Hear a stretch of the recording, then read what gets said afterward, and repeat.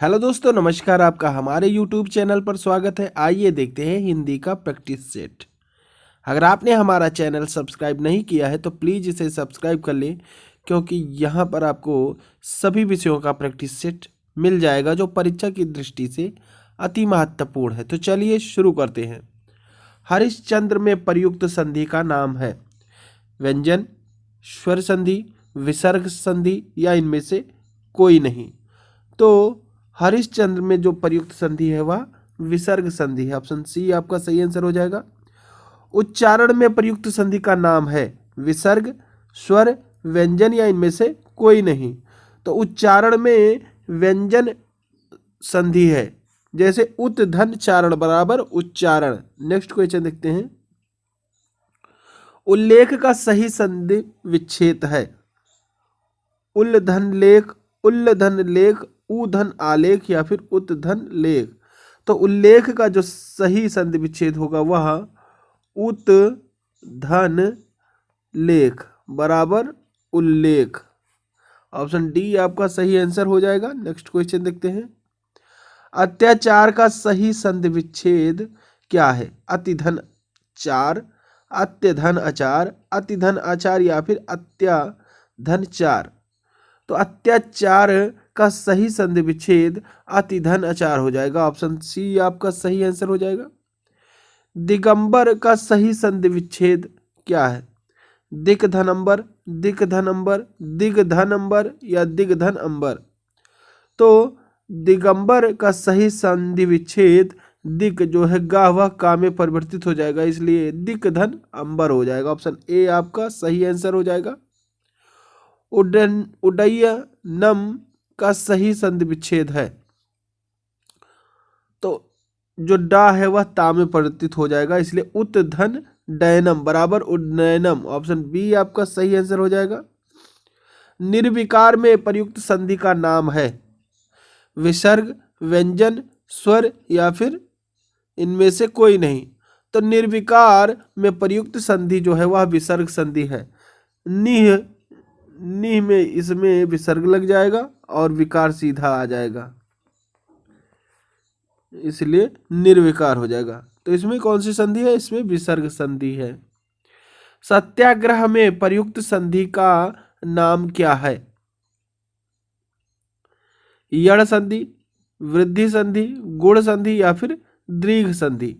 तो सत्याग्रह में दीर्घ संधि हो जाएगी, क्योंकि सत्य धन आग्रह तो बड़ा की मात्रा आ जा रही है, इसलिए इसमें दीर्घ हो जाएगा। ऑप्शन डी आपका सही आंसर हो जाएगा। श्रावण का सही संधि विच्छेद है, तो श्रावण का सही संधि विच्छेद श्री धन अन है। ऑप्शन सी आपका सही आंसर हो जाएगा। का व्योर्म का सही संधि विच्छेद काव्य धन उर्मी बराबर काव्योर्मी। ऑप्शन ए आपका सही आंसर हो जाएगा। सत्याग्रह का सही संधि विच्छेद तो सत्य धन आग्रह बराबर सत्याग्रह, इसमें आपका दीर्घ संधि है। निरुत्तर का सही संधि विच्छेद क्या है? तो निरुत्तरका का सही संधि विच्छेद निह धन उत्तर और उसके बाद में निरुत्तर, इसका जो है सही संधि विच्छेद हो जाएगा निह धन उत्तर बराबर निरुत्तर। ऑप्शन डी आपका सही आंसर हो जाएगा। मन धन भाव बराबर मनोभाव, तो ऑप्शन ए आपका सही आंसर हो जाएगा, क्योंकि मना धन भाव बराबर मनोभाव। ऑप्शन ए आपका सही है। नेक्स्ट क्वेश्चन देखते हैं। निह धन विकार बराबर निर्विकार। ऑप्शन डी आपका सही आंसर हो जाएगा। सज्जन का संधि विच्छेद क्या है? तो सज्जन का संधि विच्छेद सत धन जन है बराबर सज्जन। ऑप्शन ए आपका सही आंसर हो जाएगा। सन्मार्ग में प्रयुक्त संधि कौन सी है? व्यंजन, स्वर, विसर्ग या इनमें से कोई नहीं। तो सन्मार्ग में प्रयुक्त संधि व्यंजन संधि। ऑप्शन ए आपका सही आंसर हो जाएगा।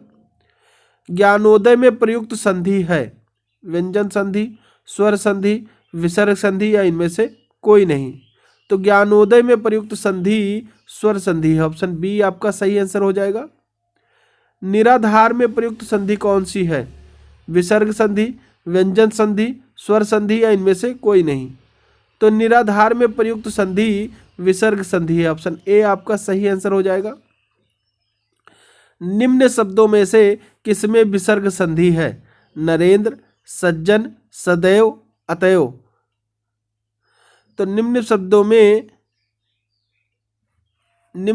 में से अतएव में जो है विसर्ग संधि है, और सज्जन में इसमें व्यंजन संधि है, व्यंजन। नेक्स्ट क्वेश्चन देखते हैं। निम्न में से किसमें व्यंजन संधि है? निराधार, निराधार में विसर्ग संधि है, निधन आधार। हिमालय, हिमधन आलय, इसमें आपका दीर्घ हो जाएगा। तो व्यंजन संधि जो है वह सत्कार में हो जाएगा, समधनकार। ऑप्शन बी आपका सही आंसर हो जाएगा। आ प्लस ई बराबर ए स्वर संधि के किस भेद को व्यक्त करता है? तो आ प्लस ई बराबर ए गुण संधि को व्यक्त करता है, ऑप्शन ए आपका सही आंसर हो जाएगा। सत्य धन चरित बराबर सच्चरित किस संधि का उदाहरण है? व्यंजन संधि, विसर्ग संधि, दीर्घ संधि या फिर स्वर संधि। तो सत्य धन चरित्र वह व्यंजन संधि का उदाहरण है, ऑप्शन ए आपका सही आंसर हो जाएगा। अधः धन गति बराबर अधोगति किस संधि का उदाहरण है? विसर्ग संधि, व्यंजन संधि, गुण संधि या फिर स्वर संधि। तो जहां पर आपको विसर्ग दिख जाए वह हमेशा विसर्ग संधि के अंतर्गत आता है, इसलिए ऑप्शन ए आपका सही आंसर हो जाएगा। उत्धन आर, उत्धन हार के योग से कौन सा शब्द बनेगा? आहार, उदार, उधार या फिर उतार। तो उत्धनहार बराबर उधार हो जाएगा, ऑप्शन सी आपका सही आंसर हो जाएगा। दृंगचल का सही संधि विच्छेद है? दृग्धन चल, दृग्धन अंचल, दृग्धन अचल या दृग्धन अंचल। तो दृंगचल का सही संधि विच्छेद दृग्धन अंचल हो जाएगा, ऑप्शन बी आपका सही आंसर हो जाएगा। पर्यावरण शब्द का सही संधि विच्छेद क्या है? परिधन आवरण, परिध धन आवरण या परधि धन आवरण या फिर पर्याधन वरण। तो पर्यावरण का सही संधि विच्छेद जो हो जाएगा वह परिधन आवरण हो जाएगा, ऑप्शन ए में दिया हुआ है, यही आपका सही आंसर हो जाएगा। पवन का संधि विच्छेद क्या है? पाधन वन, पोधन अन, पौधन अन या फिर पाधन अमन। तो पवन का संधि विच्छेद पोधन अन हो जाएगा, ऑप्शन बी आपका सही आंसर हो जाएगा। यर्थात में कौन सी संधि है? यड़ संधि, गुण संधि, वृद्धि संधि या फिर दीर्घ संधि। तो यर्थात, इसमें बड़ा की मात्रा आ रही है यर्थात में, इसलिए दीर्घ संधि हो जाएगा, ऑप्शन डी आपका सही आंसर हो जाएगा। महोदय में कौन सी संधि है? यड़ संधि, गुण संधि, वृद्धि संधि या फिर दीर्घ संधि। तो इसमें आप लोग देखिए, महोदय अगर बड़ा की मात्रा पर एक मात्रा लगी हुई है तो वह गुण संधि कहलाएगी, और अगर दो मात्राएं लगी हुई हैं तो वह वृद्धि संधि कहलाएगी। इसलिए इसमें एक मात्रा दिख रही है तो आप इसको तुरंत गुण संधि मार देंगे। मतैक, मतैक में कौन सी संधि है? जैसा कि अभी मैंने पहले भी बताया है कि जहां पर एक मात्रा हो वह गुण संधि, और जहां पर दो मात्रा हो वह वृद्धि संधि है। तो इसमें कौन सी मात्रा दिख रही है, आप लोग फटाफट बताएं। तो इसमें दो मात्राएं दिख रही है, इसलिए यह आपकी वृद्धि संधि हो जाएगी, ऑप्शन सी आपका सही आंसर हो जाएगा। उपसर्ग का प्रयोग होता है शब्द के अंत में, शब्द के मध्य में, शब्द के आदि में या इनमें से कोई नहीं। तो उपसर्ग का प्रयोग जो होता है वह, जैसे कोई शब्द लिखा हुआ है तो उपसर्ग आपका आगे आ जाएगा और पत्ते आपका पीछे हो जाएगा। तो उपसर्ग का प्रयोग जो है वह शब्द के आदि में यानी पहले होता है, ऑप्शन सी आपका सही आंसर हो जाएगा। नेक्स्ट क्वेश्चन देखते हैं। जो धातु या शब्द के अंत में जोड़ा जाता है उसे क्या कहते हैं? प्रत्यय, समास, अव्यय, उपसर्ग। आप लोग फटाफट आंसर कीजिए। अभी मैंने बताया हुआ है कि प्रत्यय किसे कहते हैं। तो जो धातु या शब्द के अंत में जोड़ा जाता है उसे हम प्रत्यय कहते हैं। ऑप्शन ए आपका सही आंसर हो जाएगा। प्रख्यात में प्रयुक्त उपसर्ग कौन सा है?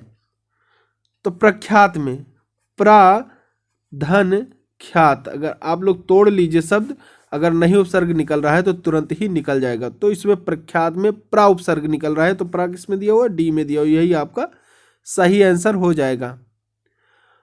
प्रत्युत्पन्नमति शब्द में कौन सा उपसर्ग है? प्रत्यु, प्रति, प्रा या इनमें से कोई नहीं।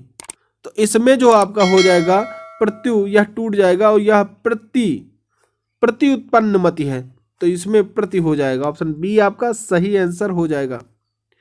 गमन शब्द को विपरीतार्थक बनाने के लिए आप किस उपसर्ग का प्रयोग करेंगे? आ, प्रति, अनु या उप। तो गमन में अगर विपरीतार्थक बनाना है तो गमन मतलब जाना, गमन मतलब जाना, और यहां पर अगर आ लग जाता है तो आगमन मतलब आना। तो इसका विपरीत बनाने के लिए आपका आ शब्द लग जाएगा, इसलिए ऑप्शन ए आपका सही आंसर हो जाएगा। निर्वासित में प्रत्यय है नि, सित, इत या इक।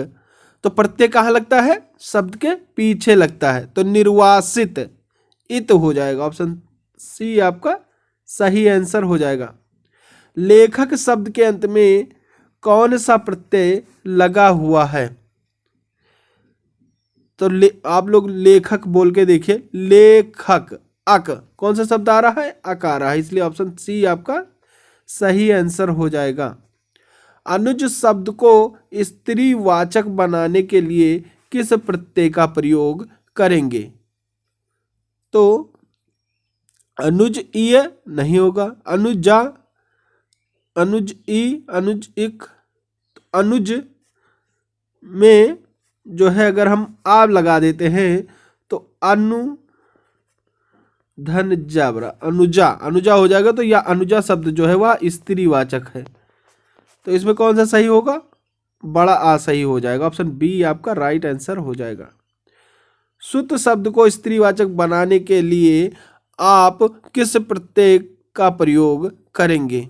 तो सुत में सुता, सुता, इसमें भी बड़ा की मात्रा लग जाएगी। ऑप्शन ए आपका सही आंसर हो जाएगा। स्पृश्य शब्द को विलोमार्थक बनाने के लिए किस उपसर्ग का प्रयोग होगा? तो स्पृश्य में आ शब्द का प्रयोग हो जाएगा, तो अस्पृश्य हो जाएगा, यही आपका विलोम शब्द हो जाएगा। ऑप्शन ए आपका आपका बी आपका सही आंसर हो जाएगा। तो thanks for watching my video. अगर आपको हमारा यह वीडियो पसंद आया हो तो प्लीज़ इसे लाइक, शेयर, कमेंट जरूर करें, और चैनल पर नए हैं तो सब्सक्राइब करना बिल्कुल ना भूलें। जय हिंद, जय भारत।